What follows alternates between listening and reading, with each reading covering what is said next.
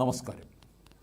Kolkata medical കോളേജിലെ PG doctor അതിക്രൂരമായി ബലാത്സംഗത്തിനിരയായി കൊല ചെയ്യപ്പെട്ട സംഭവം പശ്ചിമ ബംഗാളിലെ തൃണമൂൽ കോൺഗ്രസ് സർക്കാരിനെതിരായ പ്രതിഷേധത്തിൻ്റെ സുനാമികൾ സൃഷ്ടിക്കുകയാണിപ്പോൾ. മനുഷ്യത്വം തൊട്ടു തീണ്ടാത്ത വിധം അക്രമത്തെ ന്യായീകരിക്കുകയും അക്രമികളെ സംരക്ഷിക്കുകയും ചെയ്യുന്ന സർക്കാരിനെതിരെ ബംഗാളിനകത്തും പുറത്തും പ്രതിഷേധം ഇപ്പോൾ കത്തിക്കാളുകയാണ്. IMAയുടെ നേതൃത്വത്തിൽ കഴിഞ്ഞ ദിവസം രാജ്യവ്യാപകമായി നടന്ന സമരം കേരളത്തിലും സമ്പൂർണ്ണമായിരുന്നു. ബംഗാളിൽ ഡോക്ടർമാരെ സ്ഥലം മാറ്റി പ്രതിഷേധത്തിൽ നിന്ന് പിന്മാറ്റാൻ മമതാ ബാനർജിയുടെ സർക്കാർ നടത്തിയ ശ്രമം തിരിച്ചടിയായിരിക്കുകയാണ്. കൊല ചെയ്യപ്പെട്ട ഡോക്ടർക്ക് നീതി വേണമെന്നാവശ്യപ്പെട്ട് കൊൽക്കത്തയിലെ ലോകപ്രസിദ്ധമായ സാൾട്ട്ലേക്ക് സ്റ്റേഡിയത്തിൽ ചിരവൈരികളായ ഫുട്ബോൾ ക്ലബ്ബുകൾ മോഹൻ ബഗാനും ഈസ്റ്റ് ബംഗാളും ഒന്നിച്ചത് പ്രതിഷേധത്തിൻ്റെ ആഴം വ്യക്തമാക്കുന്നതാണ്. പ്രതിഷേധം മുന്നിൽ കണ്ട് സ്ഥലത്ത് നിരോധനാജ്ഞ പ്രഖ്യാപിച്ചെങ്കിലും ക്ലബിൻ്റെ ആയിരക്കണക്കിന് ആരാധകർ അത് കാര്യമാക്കിയില്ല. നീതി വേണം എന്ന മുദ്രാവാക്യവുമായി പോലീസുമായി ഏറ്റുമുട്ടിയ അവർ അക്രമവും അരാജകത്വവും പിടിമുറുക്കിയിരിക്കുന്ന ബംഗാളിൻ്റെ ഇപ്പോഴത്തെ അവസ്ഥയോടെയാണ് പ്രതിഷേധിച്ചത്. തൃണമൂൽ കോൺഗ്രസുകാരുടെ അക്രമങ്ങൾക്കും മമതാ സർക്കാരിൻ്റെ അടിച്ചമർത്തലുകൾക്കുമെതിരെ വരും നാളുകളിൽ വൻ പ്രതിഷേധം ഉയരുന്നതിൻ്റെ വ്യക്തമായ സൂചനയാണിത്. 31-കാരിയായ വനിതാ ഡോക്ടർ ബലാത്സംഗത്തിനിരയായി കൊല ചെയ്യപ്പെട്ടത് ആത്മഹത്യയാക്കി മാറ്റാനാണ് തൃണമൂൽ കോൺഗ്രസിൻ്റെയും സർക്കാരിൻ്റെയും പിന്തുണയോടെ ആശുപത്രി അധികൃതർ ശ്രമിച്ചത്.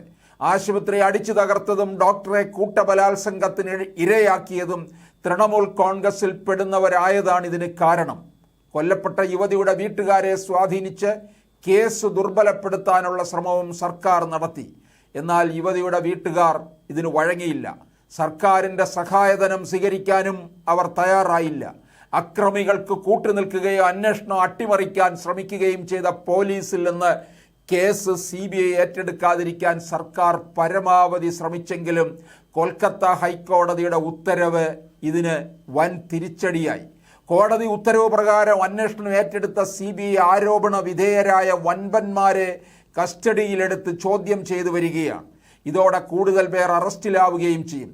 ഇതിനിടെ ഓഗസ്റ്റ് 9 പുലർച്ചെ നടന്ന രാജ്യത്തെ നടുക്കിയ സംഭവത്തിൽ സുപ്രീം കോടതി സ്വമേധയാ കേസെടുത്തിരിക്കുന്നത് മമതാ സർക്കാരിന് വീണ്ടും തിരിച്ചടിയായി. കോളേജിലെ സെമിനാർ ഹാളിലാണ് ഡോക്ടറുടെ മൃതദേഹം കണ്ടെത്തിയത്. ശരീരമാസകലം മുറിവേറ്റിരുന്നു. ക്രൂരമായ ലൈംഗിക പീഡനത്തിന് ഇരയായെന്ന് പോസ്റ്റ്മോർട്ടത്തിൽ കണ്ടെത്തിയതോടെയാണ് പ്രതിഷേധത്തിന് തുടക്കമിട്ടത്. പ്രതിഷേധം നിയന്ത്രിക്കാനാവാതെ വന്നതോടെ ജനങ്ങളെ തെറ്റിദ്ധരിപ്പിക്കാനും മുഖ്യമന്ത്രി ശ്രമം നടത്തി. സംഭവത്തിൽ പ്രതിഷേധിച്ച് മമത രംഗത്ത് വന്നതൊരു നാടകമായിരുന്നു.